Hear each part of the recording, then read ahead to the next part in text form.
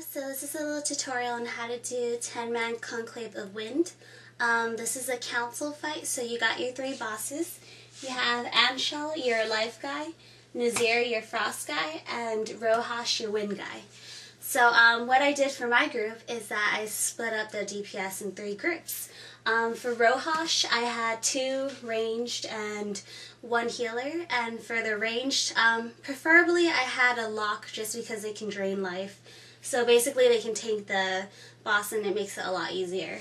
Nazir, I put 1 tank, 1 healer, and for Anshal I had 1 tank, 1 healer, and the rest of the DPS here. Okay, so for all the bosses they have energy, and at 90 energy what they do is they cast their ultimate abilities, which I'll talk about later. For all the bosses, you want to make sure you kill, after you kill the first boss, you want to down the rest within 1 minute, or else, let's say, I'll give you an example. Let's say Anshal, you kill him first. You need to down Nazir and Rohash in 1 minute, or else Anshal's going to regain all his life, and basically that would suck, and perhaps a wipe.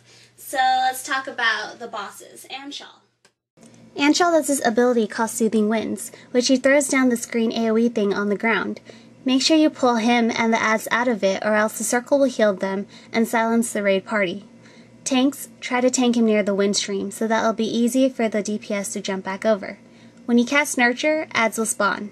DPS that adds ASAP before his ultimate ability, which is Zephyr. Zephyr will heal all of his allies on the platform 25,000 health per second, so you want to make sure you down all the adds by then. Your north guy, Nazir, does his ability called Permafrost, and he drops the puddle. This is basic mechanics, so make sure you don't stand in it. His ultimate ability is Sleet Storm, which is like rain of ice is coming down. Rohash is your east guy. He does a basic move called Wind Slash, which he'll attack you from range. There'll be little tornadoes flying around the platform, so you want to make sure you avoid that, or else you'll get pushed back. During wind blasts, do not stand anywhere near him, or else you'll get pushed back 200 yards. His ultimate ability is Hurricane, which everyone from the platform will be lifted up into this huge tornado.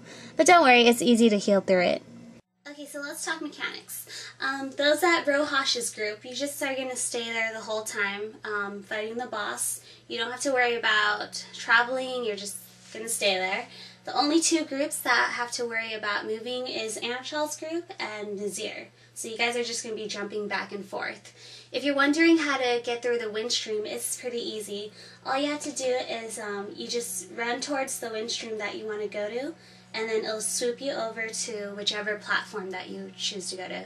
So DPS is going to be at Anshal, and at 80 energy you want to jump over to Nazir's group.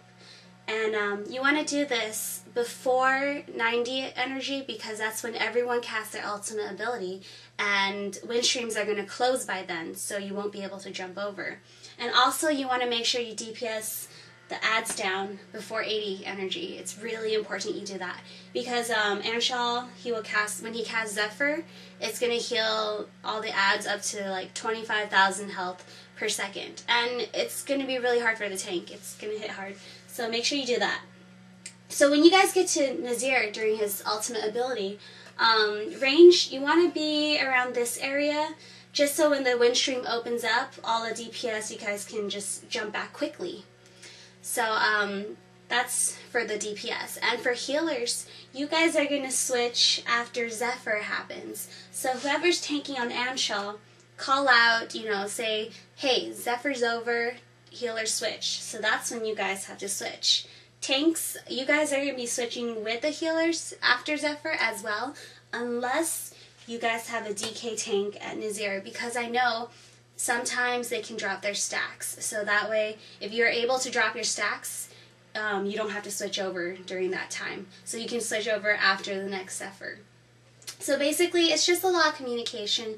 You just do this rotation over and over again until about like 5% left of all the bosses. So for my group, we downed Anshal first, and then Nazir, and then we finished up with Rohash. So that's how you do a 10-man Conclave of Winds.